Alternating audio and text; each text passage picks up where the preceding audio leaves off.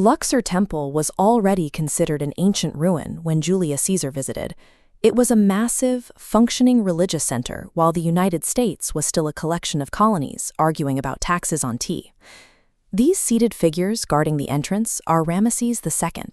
He ruled for 66 years, fathered over 100 children, and had such a massive ego that he commissioned these 4-story-tall statues of himself just to make sure visitors felt appropriately small. Notice the entrance is missing its symmetry. There is one lone obelisk standing here, but there should be a matching pair. Ancient Egyptian architects designed these pylons to be perfectly balanced. The missing 75-foot twin currently sits in the Place de la Concorde in Paris. In the 1830s, Egypt traded that 3,300-year-old masterpiece to France in exchange for an ornate clock tower. The French got a granite treasure that survived millennia. Egypt got a clock that has never actually worked. Standard brochures tend to polish away these rough edges.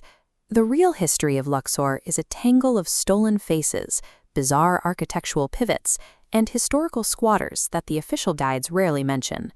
Step inside the first courtyard and you are met with a wall of royal power. Rows of standing pharaohs line the space, each meant to project the eternal authority of the king. But look closer at the names. Ramesses II didn't build all of these. He simply took statues commissioned by his predecessor, Amenhotep III, and had his workers chisel his own name and face over the original stone. It was a physical hijacking of history. Now shift your focus upward, past the ancient columns. Directly above the pharaonic ruins sits the Abu el-Hagag Mosque. It's an active place of worship where locals have gathered for over 7 centuries.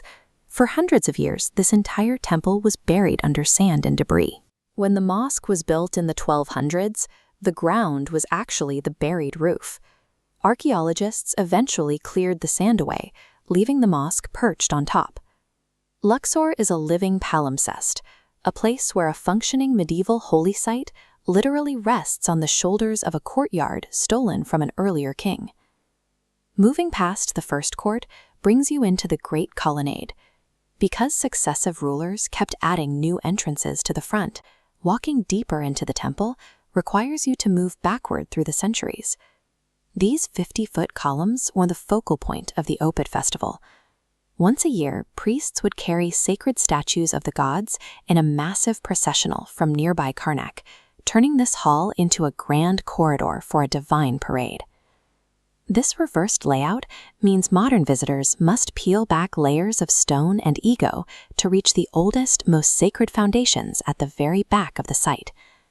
In the deeper ruins sits a damaged, often overlooked statue. It depicts a young pharaoh and his queen seated side by side, with her arm wrapped gently around his waist. The figures are Tutankhamun and his wife, Ankhesenamun. This level of intimacy is incredibly rare in Egyptian art, which typically preferred to show pharaohs as solitary, untouchable icons. Tutankhamun died at just 19. Ankhesenamun was left a teenage widow, navigating a cutthroat royal court alone before vanishing from the historical record entirely. This stone carving remains as one of the last witnesses to their shared life. Even the inner sanctum, once restricted to the highest priests, wasn't immune to change. When Alexander the Great arrived centuries later, he didn't destroy this room. He commissioned carvings of himself on the walls, dressed in full pharaonic regalia, making offerings to Egyptian gods. Alexander wasn't just observing local custom, he was using it. By adopting the aesthetics and rituals of the people he conquered, he turned Egyptian religion into a tool for his own political legitimacy. At sunset, the artificial lighting mimics the atmosphere of 3,000 years ago. The stone takes on the same glow it would have had when lit by ancient torches and oil lamps. Egyptian pharaohs, Greek conquerors, and Islamic scholars have all occupied this same physical space across dozens of centuries. You are simply the latest chapter in that ongoing timeline. The ancient Egyptians believed that a person's spirit remained alive only as long as their name was still spoken by the living. By uncovering these hidden truths, the stolen statues, the broken clocks, and the intimate portraits, you are doing more than just sightseeing. You are granting these ancient figures the very immortality they built this temple to achieve.